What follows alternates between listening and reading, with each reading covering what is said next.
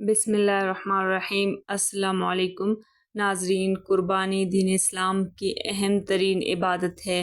اس عبادت مبارکہ میں لاکھوں مسلمان اس فریضہ کو انجام دیتے ہیں اور ابراہیم علیہ السلام کی سنت پر عمل کرتے ہوئے لاکھوں جانوروں کو اللہ کی راہ میں ذبح کرتے ہیں۔ ناظرین، اس ویڈیو کے اندر آپ جانیں گے قربانی کی فضیلت کے بارے میں۔ قربانی کی عبادت بندے کی اللہ تبارک و تعالیٰ کے ساتھ محبت کا مظہر ہے، اور جس شخص کو اللہ تبارک و تعالیٰ نے مالی وسعت عطا فرمائی ہے وہ شخص قربانی کرنا اہم فریضہ سمجھتا ہے، اور بہت بد نصیب ہے وہ آدمی جو باوجود مالی وسعت کے اس عظیم عبادت سے محروم رہے۔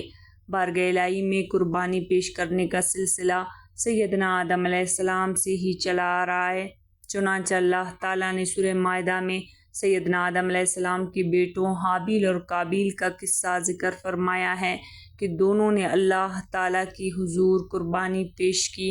حابیل نے عمدہ دمبا قربانی کیا اور قابیل نے کچھ زرعی پیداوار اور غلہ پیش کیا۔ اس وقت قربانی قبول ہونے کی علامت یہ تھی کہ آسمان سے آگ آ کر قربانی کو کاٹ لیتی تھی۔ چنانچہ حابیل کی قربانی کو آگ نے کایا اور قابیل کی قربانی وہی پڑی رہ گئی، یوں ہی وہ قبولیت سے محروم ہو گئی۔ ناظرین، قربانی کا عمل ہر امت میں مقرر کیا گیا ہے، البتہ اس کے طریقے اور صورت میں کچھ فرق ضرور رہتا ہے۔ انہی میں سے قربانی کی ایک عظیم الشان صورت وہ ہے جو اللہ تعالیٰ نے امت محمدیہ صلی اللہ علیہ وسلم کو عید الاضحیٰ کی قربانی کی صورت میں عطا فرمائی ہے، جو کہ حضرت سیدنا ابراہیم علیہ السلام کی قربانی کی یادگار ہے۔ احادیث مبارکہ میں نبی پاک صلی اللہ علیہ وسلم نے قربانی کی بہت زیادہ اہمیت اور فضیلت بیان فرمائی ہے۔ حضرت زید بن ارقم رضی اللہ عنہ فرماتے ہیں کہ صحابہ کرام رضی اللہ عنہم نے عرض کیا، یا رسول اللہ، یہ قربانی کیا ہے؟ آپ صلی اللہ علیہ وسلم نے ارشاد فرمایا، تمہارے باپ ابراہیم علیہ السلام کی سنت ہے۔ صحابہ رضی اللہ عنہم نے عرض کیا، یا رسول اللہ، ان میں ہمارے لیے کیا ثواب ہے؟ فرمایا، ہر بال کے بدلے ایک نیکی ہے۔ عرض کیا، اور اون میں؟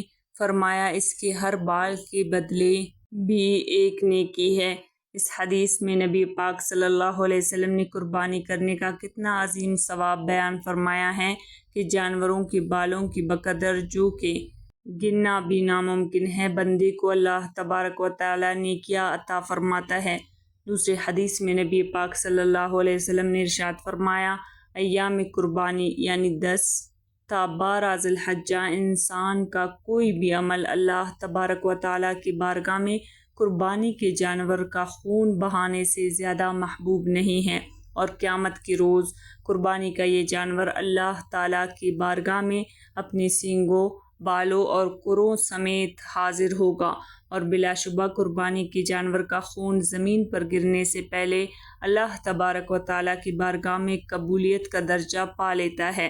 تو اے مومنو، خوش دلی کے ساتھ قربانی کیا کرو۔ ناظرین، ایک حدیث مبارکہ میں نبی پاک صلی اللہ علیہ وسلم نے ارشاد فرمایا، جس میں وسعت ہو اور قربانی نہ کرے وہ ہماری عیدگاہ کے قریب نہ آئے۔ ناظرین، آج کی ویڈیو میں اتنا ہی۔ مزید اس طرح کی اسلامی معلومات کے لیے اگر آپ نے ابھی تک ہمارے چینل کو سبسکرائب نہیں کیا تو پلیز سبسکرائب کریں، ویڈیوز کو شیئر کریں۔ اللہ حافظ۔